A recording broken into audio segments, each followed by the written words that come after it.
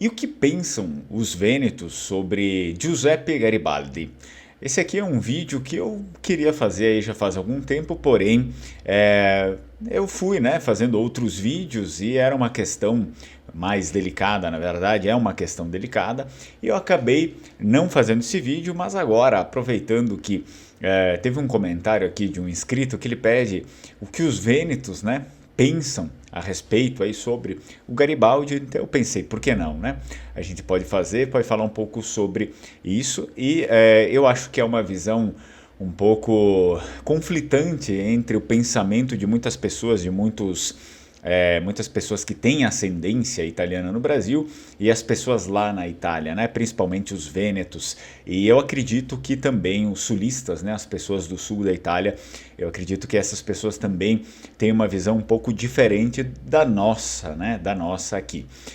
Eu mudei muito a minha visão, eu sabia muito pouco, né? A respeito dessa figura do Giuseppe Garibaldi, apesar de morar ao lado de uma cidade aqui no Rio Grande do Sul que se chama Garibaldi, mas para nós gaúchos sempre foi passado aquela figura mitológica, né, folclórica do Garibaldi, porque ele se envolveu ali na Revolução Farroupilha, então ele sempre foi vendido como um sujeito bacana, né?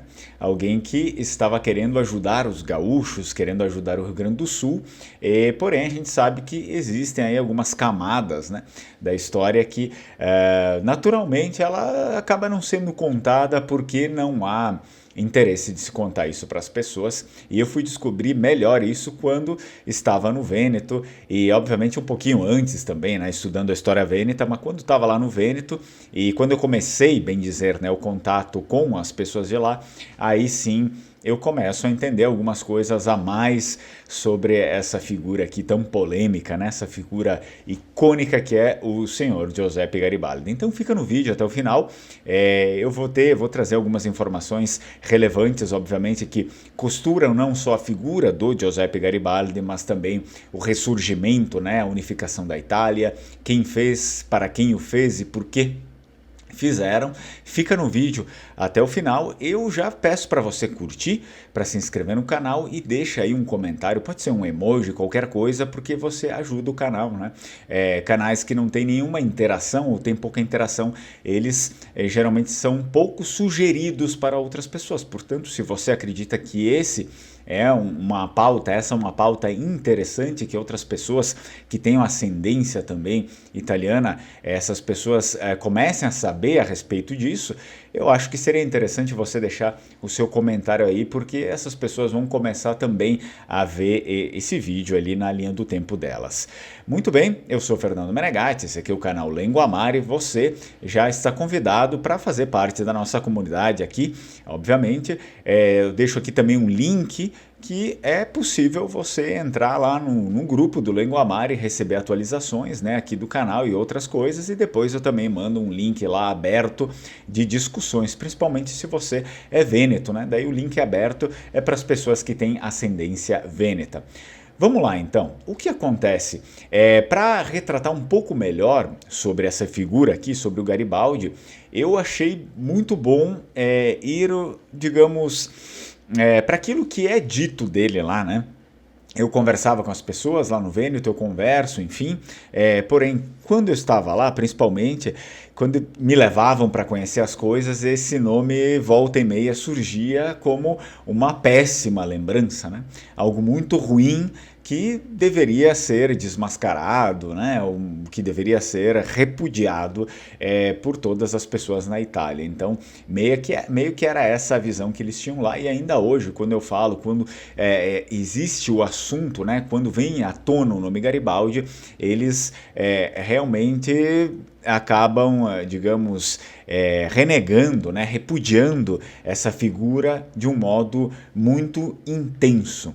E por conta disso, eu acabei encontrando um artigo, né, um artigo escrito que faz algumas críticas em relação ao Garibaldi, mas ele também pontua, né, por que essas críticas acontecem em relação ao Giuseppe Garibaldi. E então, a partir disso, quando eu li o artigo, eu pensei, olha, é justamente isso que eu vejo de um modo resumido, bem resumido, que as pessoas pontuam, né, a respeito dele. Então, eu vou ler para vocês esse artigo, fazer alguns comentários e depois eu conto aí com a opinião de vocês também, eu conto aí com o comentário de vocês para saber se vocês já tinham conhecimento, né, de todas essas camadas históricas a respeito dessa figura aqui. Olha só, o artigo começa: herói dos dois mundos, exatamente isso, ele coloca uma interrogação, herói dos dois mundos, né? Garibaldi, assassino, estuprador, corsário, pirata e ladrão. Então nós temos algumas características aqui apontadas já no início do artigo que, né, não são muito boas para uma pessoa, digamos assim. Então o artigo continua: o processo de unificação da Itália teve como protagonistas uma série de homens mais ou menos famosos, os chamados pais do Ressurgimento. De norte a sul da Itália, cada praça ou rua principal ostenta nomes ilustres: Garibaldi, Mazzini, Cavour, Vittorio Emanuele, etc. O povo é doutrinado desde cedo a considerá-los verdadeiros heróis. Os artistas os retratam exaltando seu valor a fim de fortalecer o mito que o cerca. De fato, são inúmeras as obras de arte que retratam o herói dos dois mundos. Evidentemente sempre escrito com muita ironia, né, o artigo. Ora montado a cavalo, ora de pé empunhando a espada bem alto, ora vestindo a famosa camisa vermelha, ora apoia-se em muletas como mártir. Então eles prosseguem. No entanto, um retrato que certamente nunca veremos seria Giuseppe Garibaldi sem lóbulos de orelha. E para dizer que nenhuma representação poderia ser mais realista, porque nosso falso herói realmente teve as orelhas cortadas. A mutilação ocorreu exatamente na América do Sul, onde o intrépido Garibaldi foi punido por roubo de gado. Então, aqui, obviamente, fazendo um nexo, né, fazendo um link, na verdade, com a história da Revolução Farroupilha, né, com a história aqui gaúcha. Evidentemente, isso aqui provavelmente tenha sido um fato que ocorreu aqui no Rio Grande do Sul. Quando eles falam América Latina, obviamente, América do Sul ele participou de outras coisas, aqui também Uruguai, então não necessariamente no Rio Grande do Sul, mas está ligado também com a história, com o fato aqui do Rio Grande do Sul. E olha só, né? Teve aí as orelhas, né? A mutilação ocorreu realista porque nosso falso. Bom, lóbulos de orelha, né? Ele tem os lóbulos de orelha, isso aqui é meio famoso, aparecem algumas fotos dele ali com as orelhas mutiladas, então teria sido isso, segundo eles, uma mutilação que ocorreu por conta de roubo, né? É por isso que eles também o chamam de ladrão. Portanto, é legítimo perguntar quantas outras acusações mancham os feitos dos heróis do Ressurgimento, eles pedem no artigo. Quantas outras manchas foram lavadas com tinta de uma historiografia corrupta e controlada, né? Eles acrescentam. Quantas outras manchas foram lavadas com tinta de uma historiografia corrupta e controlada? Mas, acima de tudo, qual foi o papel dos banqueiros Rothschild no processo de unificação da Itália? Para quem não sabe, quem eram os banqueiros eram famosos, né? Rothschild, eu sugiro que vocês pesquisem melhor no Google, porque é uma história extensa, né?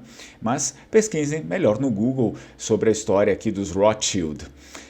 Então eles continuam. O Banco Nacional dos Estados da Sardenha estava sob o controle do conselho do conde Camilo Benso de Cavour e, graças à pressão, se tornou um autêntico tesouro do Estado.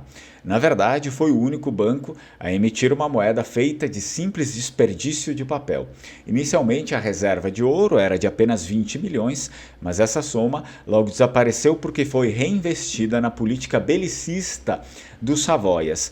Bom, aqui é muito interessante que a gente saiba, olha só, a Casa de Saboia, ou Casa de Savoia, é uma das mais antigas famílias nobres europeias presentes desde o século X no território do Reino da Borgonha, onde fundou um condado no século XI, que passou ao ducado no século XV. Então, o Banco das Duas Sicílias, sob o controle dos Bourbons, ao contrário, possuía um capital enormemente maior e feito apenas de ouro e prata. Uma reserva tal para poder emitir moeda de 1.200 milhões e assim assumir o controle dos mercados. Cavour e os próprios Savoias já haviam colocado a economia piemontesa de joelhos. Eles estavam em dívida com os Rothschilds, os banqueiros, né, ingleses lá, por vários milhões aí, e logo se tornaram dois fantoches em suas mãos, nas mãos dos banqueiros lá, dos Rothschilds. Foi assim que os Savoias miraram no butim dos Bourbons. O renascimento, então, econômico piemontês ocorreu por meio de uma operação militar expansionista que recebeu o codinome de Unificação da Itália. Um exemplo clássico de colonialismo disfarçado, aponta aqui o nosso artigo. A história oficial conta que os 1000 liderados por Giuseppe Garibaldi, eram 1000 homens aí, liderados por Giuseppe Garibaldi, embora desorganizados e sem nenhuma experiência no campo militar, teriam prevalecido sobre um exército de 70.000 soldados bem treinados e bem equipados como o exército de Bourbon. Estranho, né? Na verdade, o empreendimento de Garibaldi deu certo apenas graças ao financiamento dos Rothschilds. Com o seu dinheiro, com o dinheiro dos banqueiros ali, dos Rothschilds, com seu dinheiro, os Savoias subornaram os oficiais superiores do exército Bourbon que, ao avistar os 1000 homens de Garibaldi, bateram em retirada, permitindo assim a derrota no campo. Portanto, nunca houve, pontuou o artigo, uma batalha real, nem mesmo a historiografia oficial foi capaz de encobrir a evidência de que muitos oficiais do exército Bourbon foram condenados por alta traição à coroa. E aí eles terminam o artigo também falando sobre o sul, né? O sul da Itália. O sul logo foi invadido e saqueado de todas as riquezas, o ouro dos Bourbons desapareceu para sempre. Estupros, execuções em massa, crimes de guerra e violência de todos os tipos estavam na ordem do dia. A única alternativa à morte era a imigração. As pessoas começaram a deixar o campo para encontrar uma rota de fuga em outro lugar. Logo, o descontentamento geral fomentou a rebelião dos sobreviventes, camponeses pobres e trabalhadores que a propaganda saboiana rotulou com o termo pejorativo de bandidos, para justificar sua repressão brutal. Portanto, isso aqui é a outra face, né? A outra face da moeda aí. Não sei se você já sabia disso, como eu já mencionei no início, principalmente para as pessoas aqui no sul do Brasil, Garibaldi é um herói, né? Tem aqui a cidade de Garibaldi, tem a estátua dele lá com a sua espada na mão. Então sempre nos venderam como um herói, mas a partir do momento que a gente vai lá e enxerga a história por uma outra versão, né? Por essa versão deles lá, que é Garibaldi ali assumindo, né, a unificação, que eles chamam de uma fraude, né, a unificação da Itália simplesmente por interesse próprio, para furtar, para roubar, enfim.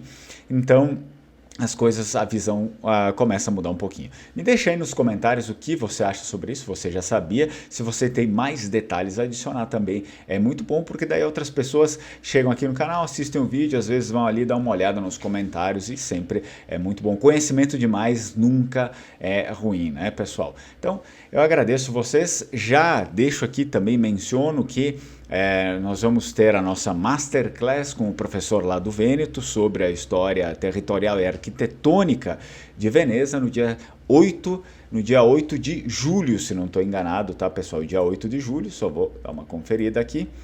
Isso mesmo, dia 8 de julho é um sábado, então eu já aproveito e deixo também o link aqui embaixo. Faça a sua inscrição por meio do e-mail que eu vou deixar aqui embaixo na descrição do vídeo e também nos primeiros comentários fixado o e-mail do contato @lengoamare.com. Você manda o seu interesse lá e aí a gente realiza a sua inscrição, ok? Então, agradeço a audiência de vocês e a gente se vê na próxima. Tchau, tchau. Strucon.